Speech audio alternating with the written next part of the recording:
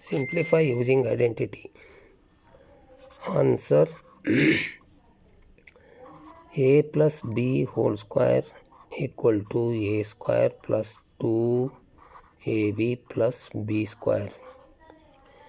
Here a is equal to, a value is 2x and b is 3y. Therefore 2x plus 3y whole square equal to a square. A is 2x whole square plus 2a.